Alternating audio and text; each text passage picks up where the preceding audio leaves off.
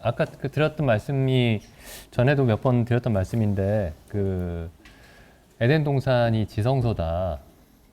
그러니까 지성소가 에덴 동산을 나타내고 있고 에덴 동산이 지성소를 나타내고 있다. 그리고 그 안식일이 지성소를 나타내고 있다. 안식일은 시간이죠, 시간. 일곱째 날. 지성소는 혹은 에덴 동산은 공간이죠. 그러니까 어떤 시간과 공간을 통해서 하나님이 하나님의 거룩하심을 나타내려고 하시는 거예요. 시간과 공간을 통해서. 그러니까 시간과 공간은 피조물, 모든 피조물이 시간과 공간에 제약을 받죠. 시간과 공간에.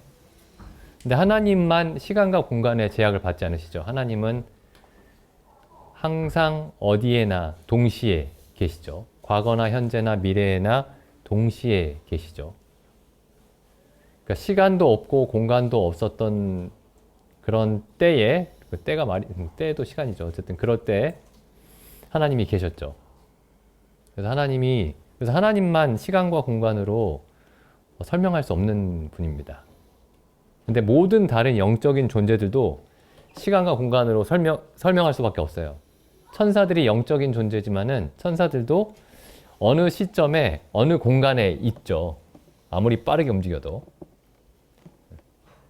근데 하나님만 어디에 언제 어디에 계셨다 이렇게 말을 할 수가 없어요. 하나님은.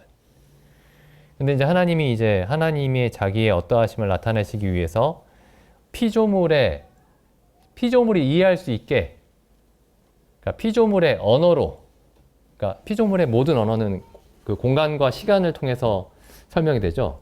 공간과 시간을 통해서. 그러니까 피조물의 언어로 하나님의 어떠하심을 이해시키려고, 알려주시려고 하신 거예요. 그러니까 안식일이 거룩하다. 그러니까 어떤 시간.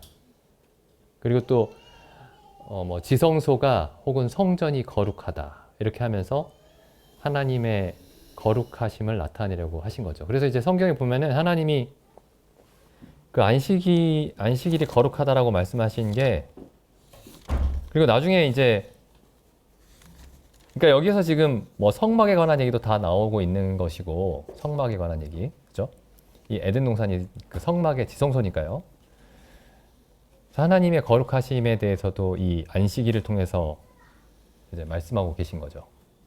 안식일을 거룩하게 하심으로써. 그래서 여기 잘 보시면, 그래서 결국에 이 창세기 3장에서 일어나고 있는 일이 뭐냐면은 모든 인류가 3장 이후에 아담에게서 태어난 모든 인류가 하나님의 안식에 들어갈 수 없다 라는 얘기죠. 그 3장에서 일어난 일이 쉽게 얘기하면은 그 에덴 동산의 동편에다가 그룹 천사들을 세워놓으시고 화영검으로 지키게 하신 그 일이 아무도, 아담에 속한 모든 사람은 아무도 하나님께 나아갈 수 없다 라는 게 그 안식일과 에덴 동산을 통해서 하나님이 알려주시려고 하신 내용이죠. 하신 진리죠. 그래서 거룩하신 하나님께, 허물과 죄로 죽어버린 인간은 하나님께 나아갈 수 없다. 근데 이제 구약에 보면은 이제 하나님께 나아가는 방법에 대해서 설명을 하시죠. 이제 특히 이제 이스라엘 백성이 이제 형성이 되고 나서, 애굽에서 이제 이스라엘 백성을 건져내시고 나서부터는 하나님의 안식에 들어갈 수 있는, 하나님께 나아갈 수 있는 방법을 설명을 하시죠. 그래서 이제 처음에 십계명을 통해서 말씀하신 내용이 뭐냐면은 안식일을 지켜라. 안식일을 거룩히 지켜라. 그게 이제 하나님께 나아가는 첫 번째 방법이죠. 안식일을 거룩히 지켜라. 그럼 안식일을 어떻게 거룩히 지키느냐? 그날은 아무 일도 하지 마라. 그러니까 인간의 모든 행위가 멈춰지는 순간이죠. 그 시간이. 인간의 모든 행위가. 육체의 모든 생각과 행위가 멈춰지는 날. 그날 하나님의 안식에 사람이 들어갈 수 있죠. 그게 이제 안식일을 통해서 사람이 어떻게 하면 하나님께 나아갈 수 있을까를 이제 안식일을 통해서 이제 알려주신 거죠. 사람이 하나님께 나아가는 방법. 사람의 모든 행위가 그쳐야 된다. 사람의 지혜와 능력이 그쳐져야 된다. 그 다음에 또 하나는 이제 지성소에 사람이 들어가는 것을 통해서 사람이 하나님께 나아가는 그 것에 대해서 또 알려주셨죠. 그러니까 지금 여기 에덴 동산에서 다 멈춰진 불가능하게 된 일, 그러니까 사람이 하나님께 나아가는 일이 불가능하게 됐는데, 그럼 어떻게 하면 사람이 하나님께 나아갈 수 있느냐를 또 모형을 통해서 이제 가르쳐 주시기 시작한 게 이스라엘 백성의 제사와 절기를 통해서 하나님의 거룩하심에 대해서 다시 이제 분명하게 가르쳐 주시기 시작하는 겁니다. 지성소에 들어갈 때는 아까도 말씀드렸지만 1년에 한 번만 들어갈 수가 있죠. 대제사장이 이스라엘 백성의 대표로 1년에 한 번만 들어갈 수 있습니다. 그러니까 이게 지금 전부 다 안식일에 대한 계명도 마찬가지고 지성소에 하나님께 나아가는 그 규례도 마찬가지고 뭘 얘기하고 있는지를 보면은 하나님께 가는 것이, 사람이 하나님께 나아가는 게 얼마나 어려운가를 나타냅니다. 얼마나 어려운가. 하나님이 사람이 가까이 하기에 얼마나 어려운 분인가를 보여주려고 하신 거예요. 그러니까 다시 다른 말로 표현하면 하나님의 거룩하심에 대해서 구약의 수많은 어떤 뭐 절기에 대한 법이나 아니면은 제사에 대한 법들이 결국에 얘기해주고 있는 게 뭐냐? 하나님의 거룩하심에 대한 사실을 느끼게 해주려고 그 많은 절기에 대한 절차와 그 제사에 대한 절차들이 있었던 겁니다. 느끼게 해주려고. 하나님의 거룩하심을. 한마디로 얘기하면은 사람이 하나님께 갈 수 없다라는 얘기를 하는 거예요. 그 모든 절차들이. 그리고 그 제사의 절차들은 전부 다 이제 예수 그리스도의 죽음을 예표하고 있죠. 히브리서에서는 이렇게 설명하잖아요. 수많은 짐승이 죽어도 못 들어간다. 결국에는 사람이 하나님께 나아갈 수 있는 유일한 방법이 하나님이신 하나님 자신, 그러니까 하나님의 아들이죠. 하나님 아들이 사람이 되어 죽는 방법 외에는 사람이 하나님께 나아갈 수 있는 길이 없다. 왜냐하면 그 하나님의 거룩하심 때문에.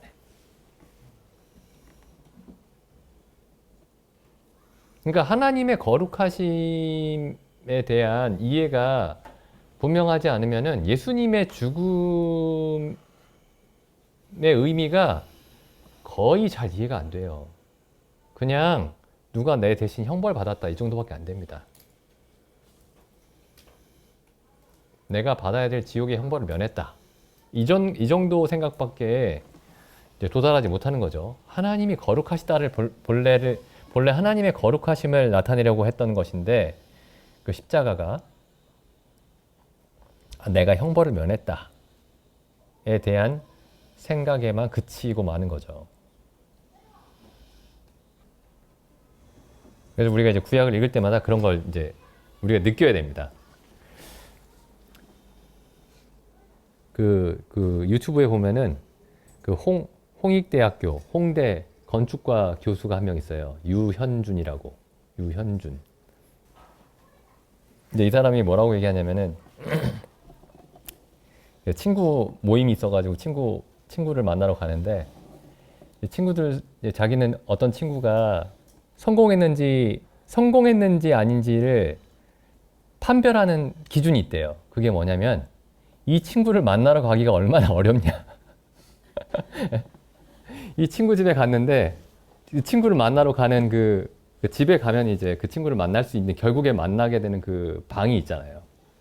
그 방까지 가는데 문을 몇 개를 통과해야 되냐. 문 개수가 많으면 많을수록 그 친구가 성공한 거래요. 근데 생각해보니까 옛날에 궁궐도 다 그렇게 지어져 있죠. 궁궐. 문을 통과해야 왕을 만날 수가 있어요. 그럼 이게 지금 여기 성경에 나와 있는 이 지성소에 대한 얘기가 뭐냐? 하나님을 만나러 가야 되는데 그 과정이 너무 많은 거예요, 그게. 1년에 한 번 만날 수 있는데 그것도 한 사람만 만날 수 있어요, 대표로.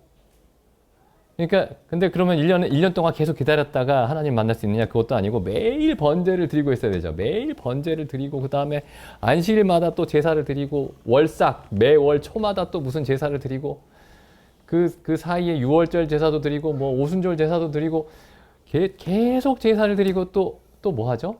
죄를 지으면 또 제사를 드리고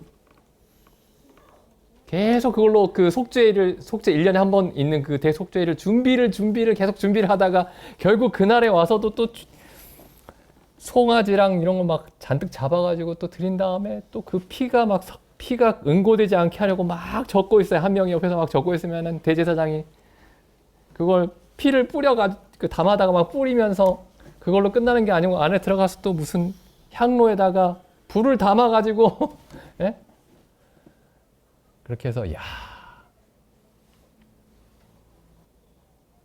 지금 구약의 그 제사들이 그걸 보여주는 거예요.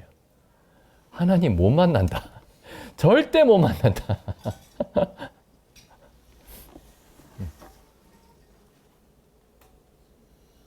그러니까 예수님이면 쉽게 만나네 그게 아니고 예수님이 누구냐? 하나님이세요. 그러니까 원래 죽을 수 없는 분이죠. 죽을 수 없는 분이 죽어야 만날 수 있다는 겁니다. 하나님을, 사람이.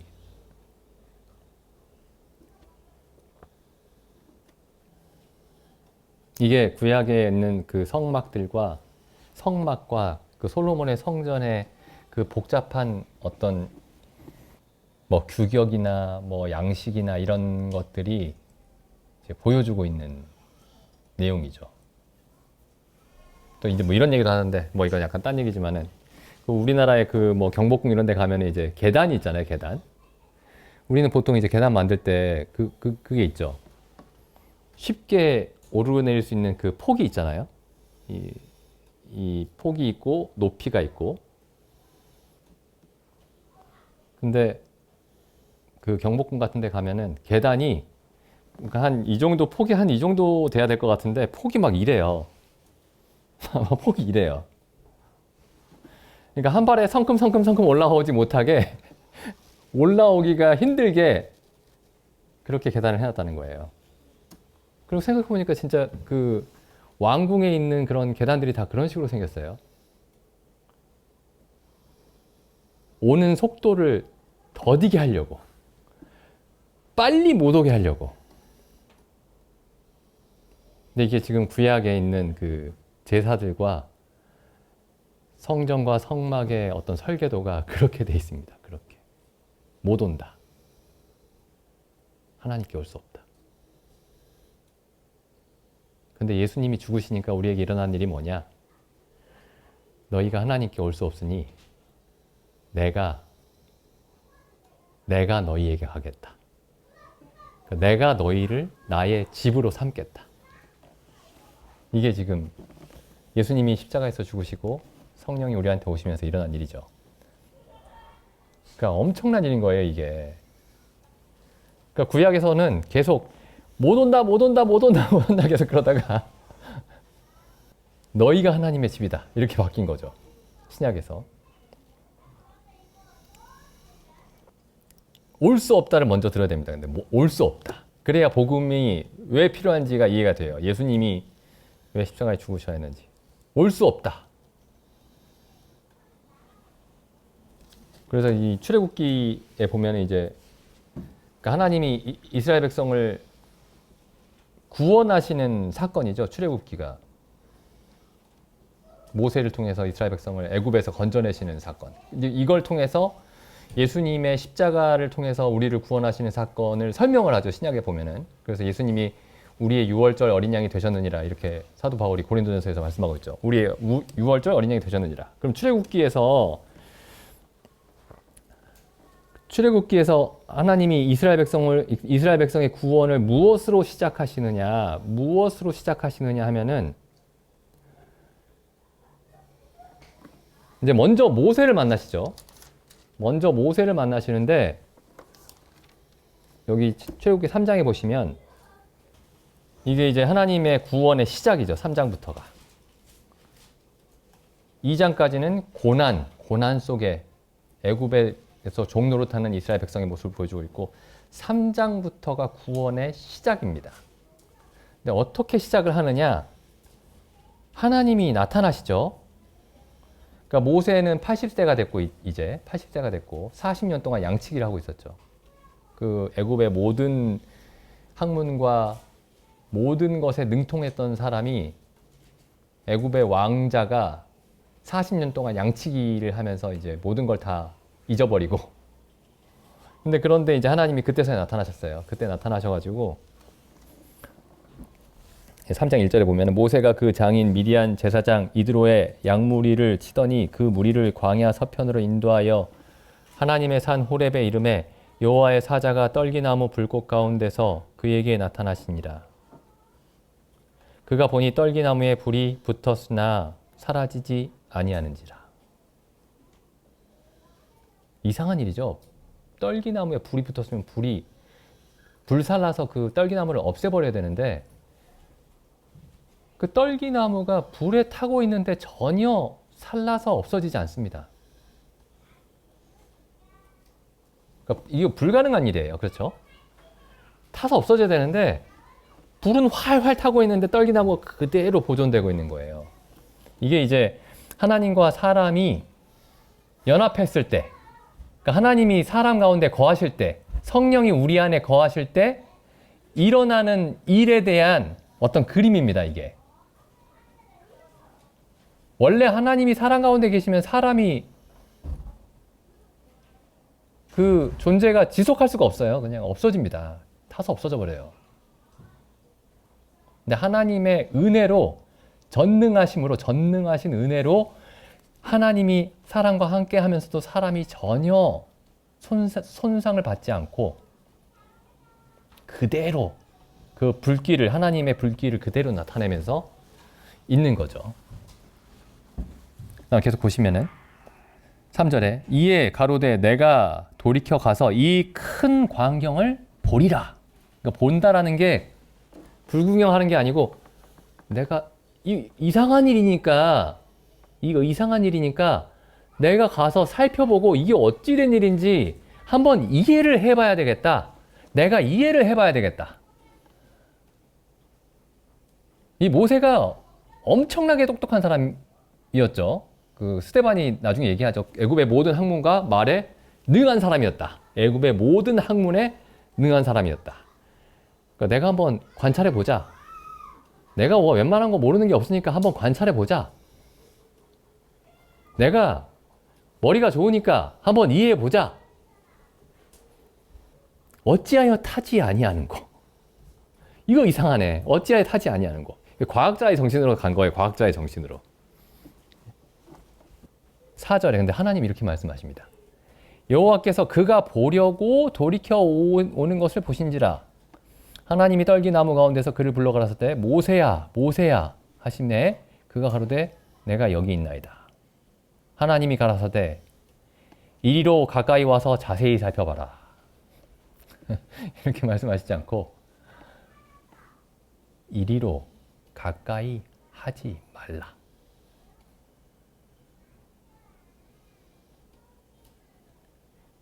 이게 모든 사람이 하나님을 처음 만났을 때 하나님께 들어야 되는 말입니다. 이게. 근데 요즘에 기독교인들은 하나님께 이런 말을 듣지 않아요. 요즘 기독교에서는 사랑한다 빨리 와라 이렇게 듣죠. 내 너를 사랑한다 빨리 와라.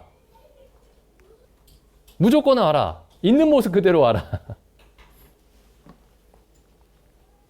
여기 오다 보니까 여기 무슨 교회가 있어요. 여기 그 대로변에 있는 모습 그대로 충분합니다. 이렇게 써 있어요. 크게 있는 모습 그대로 충분합니다.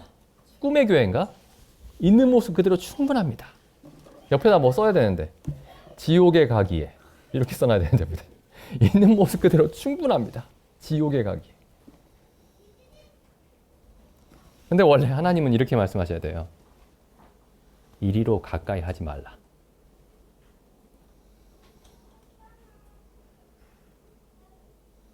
왜 가까이 하지 말라고 하시느냐? 내가 서 있는 곳은 거룩한 땅이다. 뭐 이 땅이 거룩하겠어요?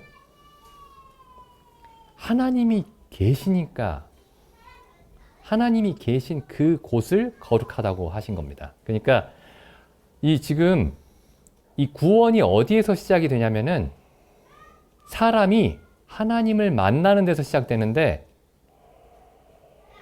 이 하나님은 어떤 사람의 이성으로 탐구해서 다 이해할 수 있는 하나님이 아니고, 이 사람이 처음에 하나님께 들어야 되는 말은 이리로 가까이 하지 말라.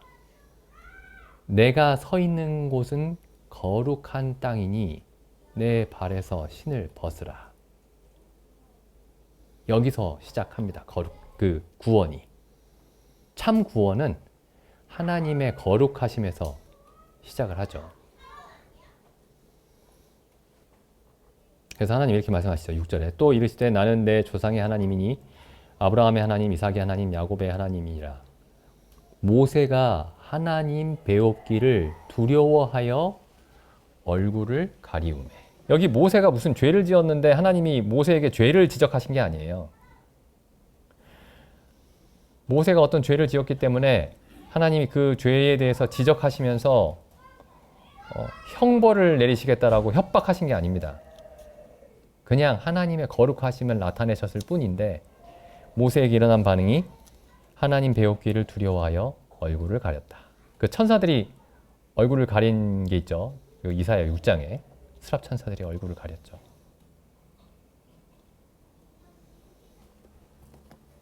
그래서 여기서 모세가 만난 이 하나님이, 모세가 여기서 만난 바로 이 하나님이 이스라엘 백성을 구원하시고 이스라엘 백성을 보존하시고 이스라엘 백성을 또 마지막 때에 다시 구원하시는 그 하나님이시죠. 그리고 바로 이 하나님이 우리에게 나타난 예수 그리스도시고요.